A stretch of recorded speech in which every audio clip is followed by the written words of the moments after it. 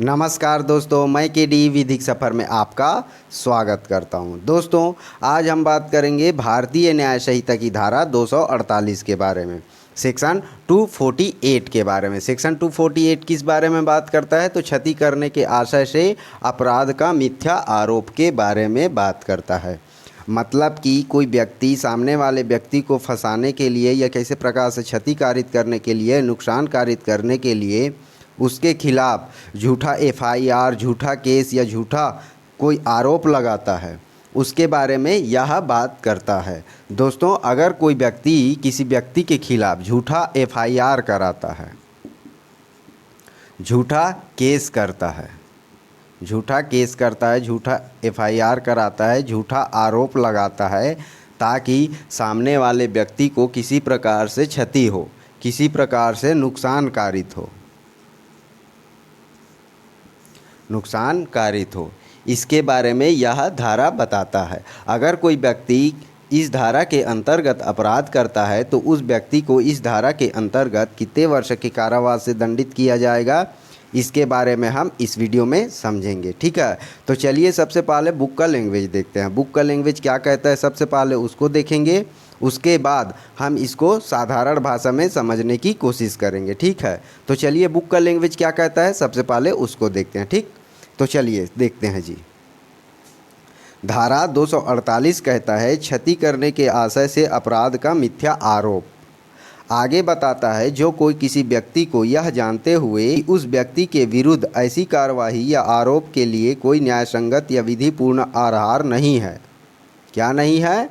कोई न्याय संगत या विधिपूर्ण आधार नहीं है।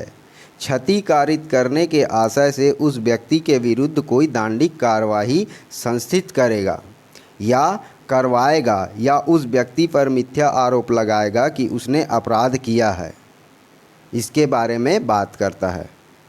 आइए हम इसको साधारण भाषा में समझने की कोशिश करते हैं। ठीक है, ए नामक एक व्यक्ति है, ठीक है जी, और एक बी नामक व्यक्ति है।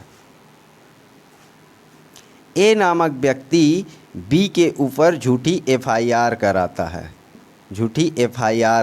है, इसके खिलाफ झूठा केस करता है, झूठा आरोप लगाता है, इसको बी को फंसाने के लिए, इसको किसी प्रकार से क्षति करने के लिए या नुकसान कारित करने के लिए। इसका आशय सिर्फ उसको फंसाने के लिए है। अक्सर होता है ना कभी कभी कि किसी व्यक्ति को झूठी केस में फंसाया जाता है। कभी तो ऐसा भी होता है कि झूठे रेप केस में भी फंसाते हैं, किसी को नुकसान कारित करने के लिए किसी प्रकार से लड़ाई झगड़ा में भी फंसाते हैं, लूटपाट में भी फंसाते हैं, चोरी डकैती में भी फंसाते हैं, झूठा एफआईआर कराते हैं फंसाने के लिए, नुकसान कारित करने के लिए। ऐसा भी होता है ना, झूठी केस में फंसा देते हैं। उसके बारे में बात करता है हमारा सेक्शन 248। ठीक है, तो यहाँ देखिए, अगर ए ने झूठा एफआईआर कराया है, झूठा केस किया है न्यायालय में, झूठा आरोप लगाया है,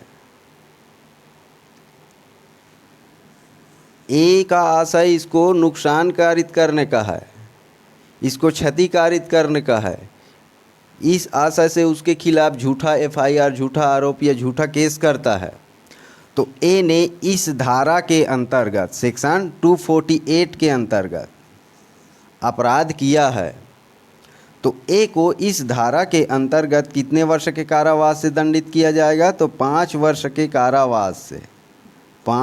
के कारावास से दंडित किया जाएगा, या जुर्माने से जो 2 लाख रुपए तक का होगा, 2 लाख, या फिर इन दोनों से दंडित किया जाएगा। अगर कोई झूठा एफआईआर, झूठा केस करता है तो यह बताता है सेक्शन 248। और आगे ये भी बताता है, अगर ऐसे अपराध में झूठा फंसाने के लिए एफआईआर कराई जाए जो मृत्यु दंड से दंडनीय हो, या किसी ऐसे अपराध में जो रेप, डकैती में फंसाने के लिए, या समझें कि मृत्यु जैसे दंडनीय अपराध में फंसाने के लिए, या 10 वर्ष से ऊपर किसी दंडनीय अपराध जैसे केस में फंसाने के लिए अगर किसी व्यक्ति के ऊपर झूठी एफआईआर कराया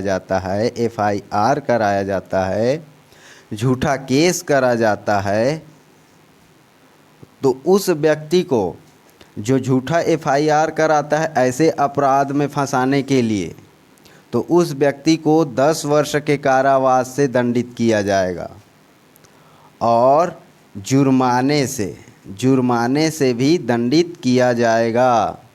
जैसा न्यायालय समझे वैसा जुर्माना लगा सकते हैं उस व्यक्ति के खिलाफ जिसने झूठा आरोप लगाया है, झूठा एफआईआर कराया है, झूठा केस किया है, उसके खिलाफ। यह बताता है हमारा सेक्शन 248। अगर आप इस चैनल पर नए हैं तो चैनल को सब्सक्राइब कर दीजिए। अगर वीडियो पसंद आया हो तो वीडियो को एक लाइक ज़रूर कर दीजिए। फिर मिलते हैं किसी नए टॉपिक पर किसी नए वीडियो के साथ। तब तक के लिए जय हिंद।